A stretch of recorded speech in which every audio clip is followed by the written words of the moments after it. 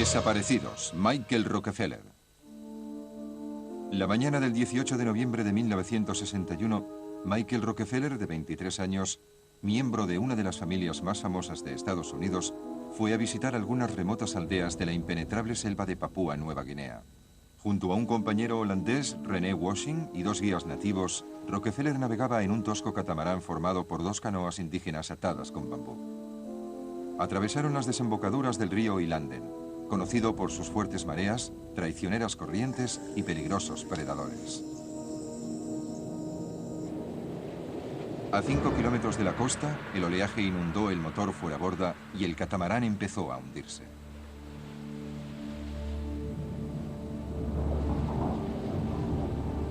Los nativos fueron nadando a buscar ayuda, mientras Rockefeller y Washing se quedaron en la embarcación que se hundía lentamente.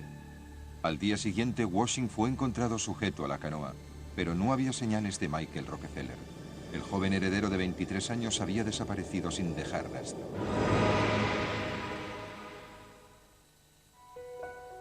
Michael Rockefeller era el hijo menor de Nelson y Mary Rockefeller. Tenía dos hermanos y dos hermanas, una de ellas su gemela, Mary.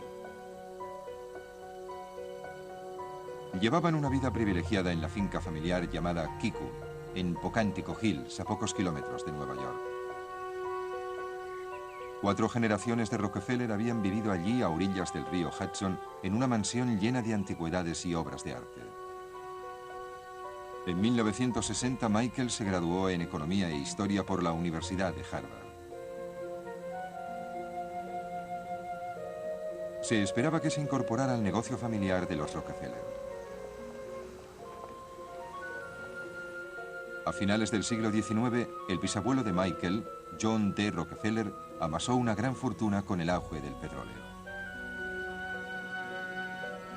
Fundó la Standard Oil Company en los campos petroleros de Cleveland y en 1890 producía el 75% del petróleo de Estados Unidos.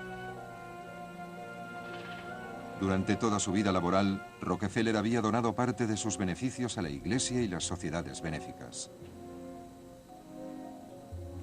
A los 57 años, Rockefeller dejó de ocuparse plenamente de la Standard Oil y se dedicó más a sus ocupaciones filantrópicas, a las que dedicaba millones de dólares. Murió en 1937 con 97 años de edad, pero las siguientes generaciones de la familia Rockefeller siguieron haciendo obras de caridad hasta llegar a sus nietos, incluyendo a Nelson, padre de Michael. Mantuvieron la Fundación Rockefeller durante todo el siglo XX. Desde sus inicios en 1913, la fundación había donado más de 2.000 millones de dólares a entidades de todo el mundo.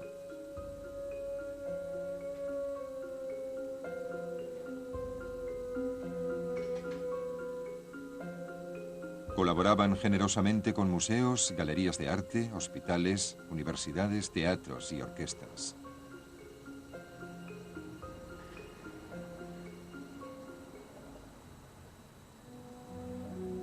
Los Rockefeller se convirtieron en una de las familias más pudientes y poderosas de Estados Unidos.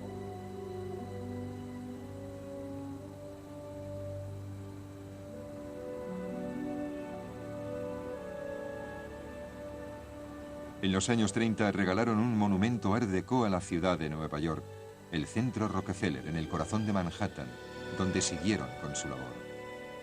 En 1958, Nelson fue elegido gobernador de Nueva York. En 1974 fue nombrado vicepresidente de Estados Unidos de Norteamérica bajo el mandato de Gerald Ford. Do solemnly swear that I will faithfully execute the office of President of the United States. The office of President of the United States. Pero el hijo menor de Nelson, Michael, no estaba interesado ni en los negocios ni en la política. Quería ser juzgado por sí mismo, no por su apellido. En la primavera de 1961 se unió a un equipo de la Universidad de Harvard para realizar un documental sobre las tribus de Nueva Guinea. Era uno de los lugares más aislados de la Tierra, una isla de 2.500 kilómetros de selvas, pantanos y montañas entre Australia y el Ecuador.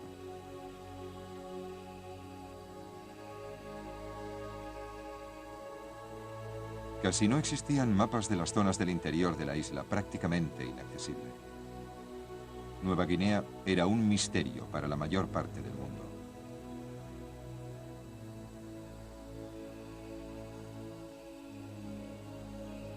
Abundaban los ríos y las cascadas, y para la expedición, los canales y los ríos que fluían por el interior eran los principales accesos.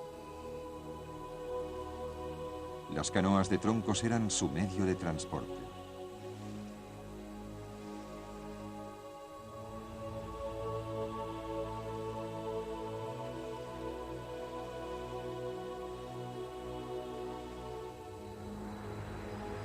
En la época de la visita de Michael en 1961, el pueblo de Nueva Guinea pedía la independencia de Australia y Holanda, que habían compartido el control del país durante gran parte del siglo XX.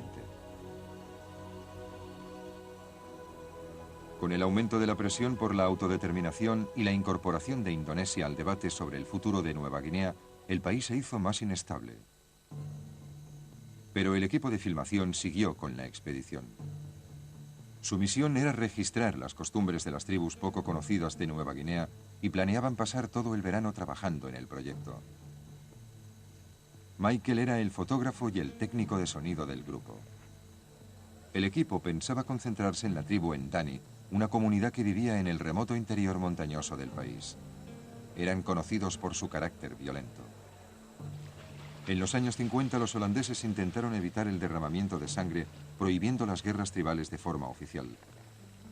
Los Ndani obedecieron las nuevas reglas e incluso recreaban sus danzas guerreras sin derramamiento de sangre, pero nadie creía que las matanzas hubieran terminado. Las autoridades holandesas temían que la presencia de las cámaras animara a luchar a los miembros de la tribu. Incluso temían que los cineastas los incitaran a la violencia deliberadamente, con objeto de que su documental pareciera más auténtico. Las relaciones entre el equipo y las autoridades eran tensas, pero para Michael Rockefeller la política no era importante. Estaba disfrutando de una libertad que nunca había experimentado, pero se avecinaban cambios. En septiembre de 1961 la expedición de Harvard había terminado de filmar en Nueva Guinea, pero Michael Rockefeller no deseaba regresar a Norteamérica ni hacerse cargo de sus responsabilidades familiares. Siguió su viaje para visitar a otra tribu de la costa. Viajó al oeste de Papúa para pasar algún tiempo con los miembros de la tribu Asmat, famosos por sus complejas tallas de madera. Lo que vio allí le hizo quedarse en Nueva Guinea. Las esculturas serían una importante aportación a la colección del Museo de Arte Primitivo de Nueva York, fundado por su padre. Pero entonces se enteró de que sus padres, Nelson y Mary, pensaban divorciarse. Michael regresó enseguida a casa, pero no pudo hacer nada por evitarlo. Desalentado regresó a Nueva Guinea una semana después. Nunca más volvería a casa. De vuelta a la isla, Rockefeller se sumergió en la cultura Asmat.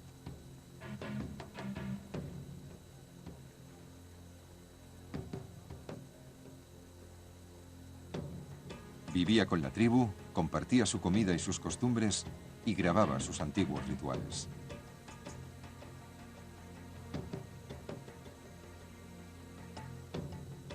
Los Asmat eran famosos por el uso ritual de los postes Bish, que esculpían con todo detalle cuando moría alguien en el poblado.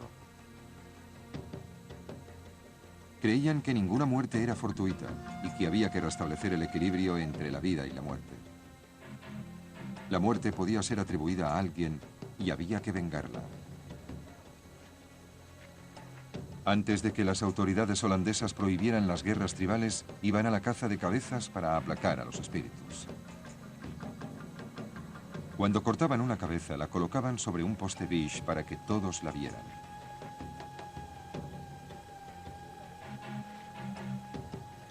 Después llevaban los cráneos al poblado y se dejaba que los postes se pudrieran en la selva. Después de la prohibición de los años 50, los miembros de la tribu seguían confiando en sus danzas y rituales para alejar a los malos espíritus.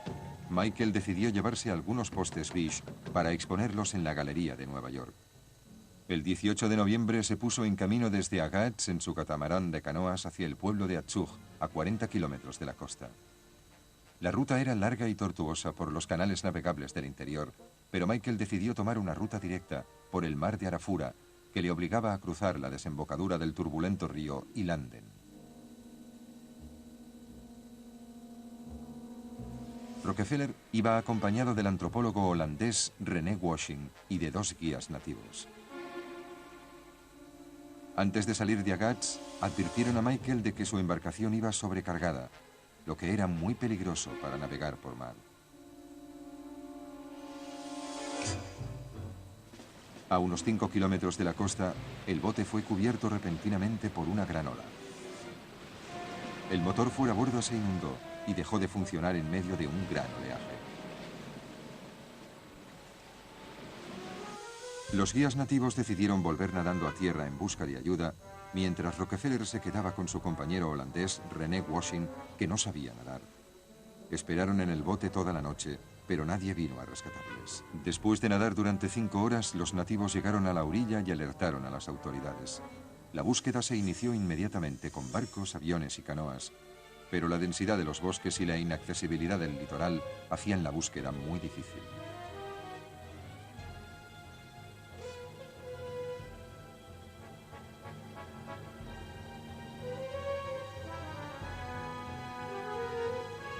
Los nativos registraron los campos sin hallarles. La noticia de la desaparición de Michael llegó a Norteamérica rápidamente y el gobernador Rockefeller y Mary, la hermana gemela de Michael, volaron hacia Nueva Guinea. Allí recibieron malas noticias. René Washing había sido encontrado dentro de la canoa, pero no había rastro de Michael. Después de pasar la noche en la embarcación, Michael estaba impaciente y por la mañana decidió volver nadando hacia la costa. Utilizó sus pantalones cortos para unir 2 bidones de gasolina que le sirvieran de flotadores. El gobernador Rockefeller pidió ayuda a los nativos y los colonos prepararon grandes mapas de la zona de búsqueda. Las lanchas continuaron registrando el mar y las aguas costeras. Rockefeller ofreció una recompensa de 250 cargas de tabaco, muy valorado y usado en Nueva Guinea como moneda de cambio.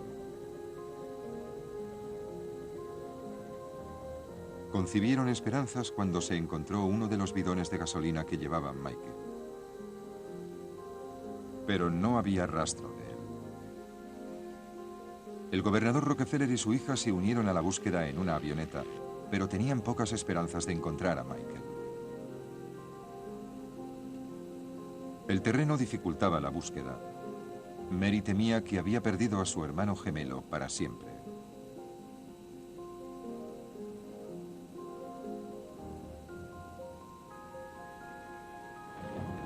El 29 de noviembre, con la llegada de los primeros monzones, los atribulados Rockefeller se rindieron y regresaron a Estados Unidos después de 10 días de infructuosa búsqueda.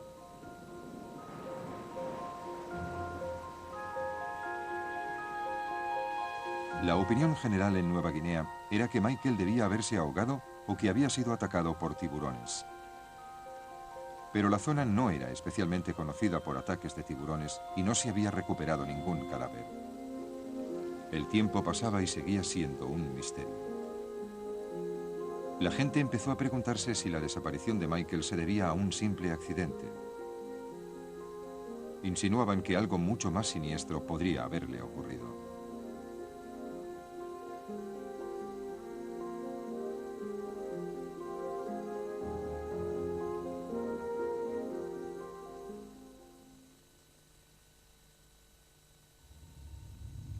Con el paso de los años aumentaron las especulaciones sobre la desaparición de Michael Rockefeller ocurrida en Nueva Guinea en 1961. A pesar de la exhaustiva búsqueda, su cuerpo nunca fue encontrado. Se rumoreaba que había sido capturado por una de las tribus en guerra y que lo veneraban como a un dios blanco, o que había decidido desaparecer y estaba viviendo entre los nativos de un poblado escondido en el interior. Su padre, el gobernador Rockefeller, esperaba que fuera así y que finalmente encontrarían a Michael viviendo con una familia papú. Sin embargo, la versión oficial de los hechos sostenía que Michael se había ahogado. 8 años después, en 1969, incluso el gobernador parecía convencido de la muerte de su hijo y donó la colección de arte primitivo de Michael al Museo Metropolitano.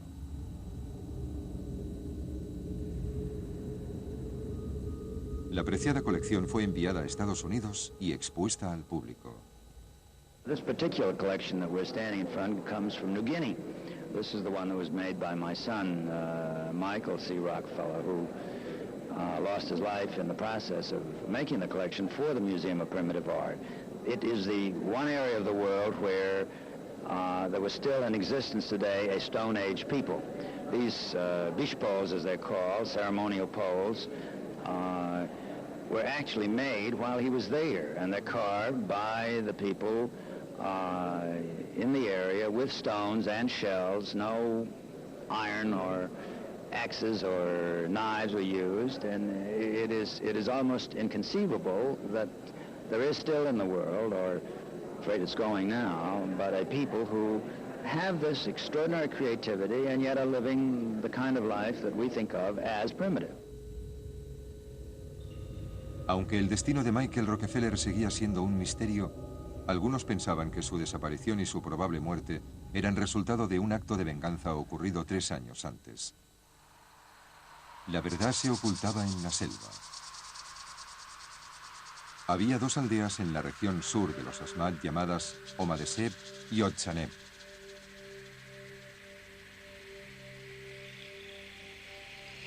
Los habitantes habían luchado violentamente entre ellos durante años. La guerra llegó a su momento álgido a finales de los 50 y cientos de hombres, mujeres y niños fueron asesinados o heridos a pesar de los intentos de los misioneros europeos por ayudarles. Las aldeas fueron pasto de las llamas y las casas quedaron arrasadas. A uno de los puestos costeros solo regresaron 24 hombres. El grupo constaba al principio de 124. En esos momentos, las autoridades holandesas intentaban establecer la paz en las tierras interiores y acabar con las guerras tribales que dificultaban su mandato en el país.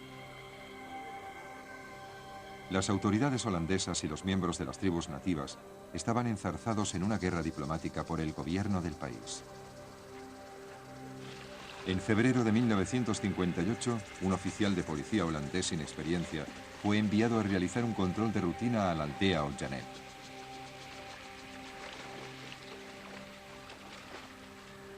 Iba acompañado por algunos policías nativos armados con metralletas. Cuando el inquieto grupo dobló la curva final del río antes de llegar al poblado, se enfrentaron a cientos de guerreros Otchaneb ataviados para la guerra. Aterrorizados, los policías abrieron fuego antes de huir. Murieron 3 guerreros Otchaneb. Como la tradición de los Asmat requería una muerte por otra, los Otchaneb pidieron la cabeza de un hombre blanco para restablecer el equilibrio espiritual. Muchos misioneros y exploradores de Nueva Guinea creían que los Otchaneb habían conseguido vengarse. Michael podía haber sido su esperada víctima. Mientras Rockefeller nadaba hasta la playa desierta solo y desarmado, era un blanco fácil. Sus encuentros previos con los miembros de la tribu habían sido amistosos y por lo tanto no esperaba ser atacado. Durante la búsqueda de Michael, nadie visitó el poblado de los Otchaneb. Tenían fama de violentos y además los lugareños habían levantado una barricada en la entrada del río impidiendo el paso. Los Otchaneb estaban totalmente aislados. Durante los 18 años siguientes, la historia de Michael Rockefeller fue olvidándose, pero en Nueva York, su familia seguía necesitando saber la verdad.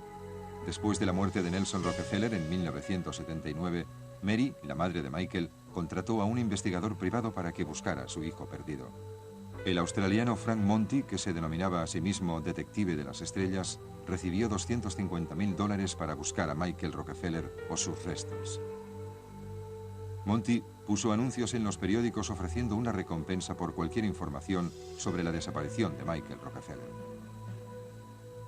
En octubre de 1979, 18 años después de la desaparición de Michael, las investigaciones de Monty lo llevaron a Foz, una pequeña aldea en la cabecera del río Ilanden, en Nueva Guinea. Allí hizo un trato con el jefe del poblado y le cambió una de sus lanchas fuera borda por 3 cráneos. Los cráneos de los únicos hombres blancos a quienes había matado la tribu.